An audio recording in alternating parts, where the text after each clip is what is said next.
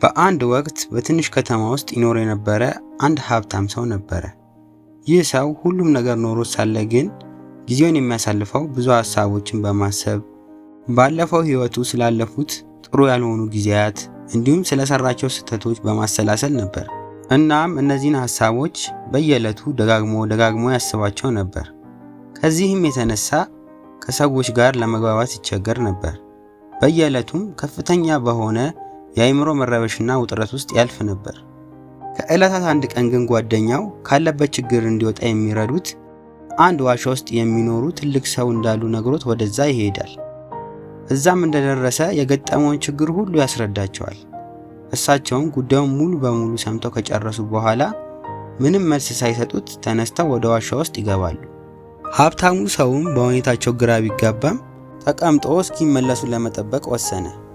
ትንሽ ቆይቶም አስተዋዩ ሽማግሌ ውሃ በብርጭቆ ይዘው ተመለሱ።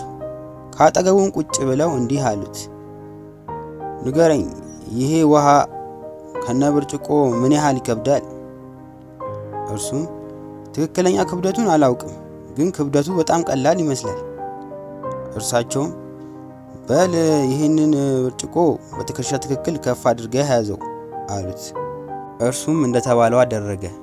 ሽማግሌውም ትተውት ከአንድ ሰዓት በኋላ ተመልሰው አሁንስ ምን ያህል ይከብዳል አሉት።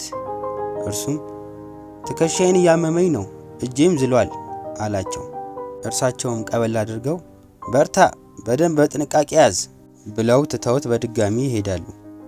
ወደ አመሻሽም ተመልሰው ሲመጡ ብርጭቆ መሬት ላይ ተቀምጦ ሀብታሙ ሰውም እጅግ ተዳክሞ አገኙት።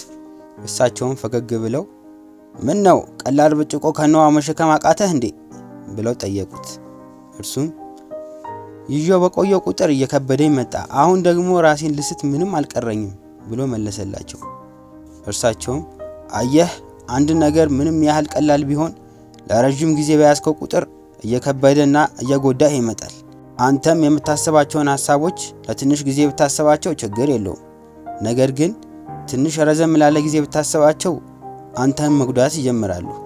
ለረጅም ጊዜ ደግሞ ብታስባቸው መላው ሰውነትን አስረው ይይዙሃል። አንተም ምንም ማድረግ እስከማችል ደረጃ ድረስ ያደርሱሃል። ስለዚህ ሁል ጊዜም ቢሆን ብርጭቆውን በትክክለኛው ጊዜ ማስቀመጥ እንዳለብህ እንዳትረሳ።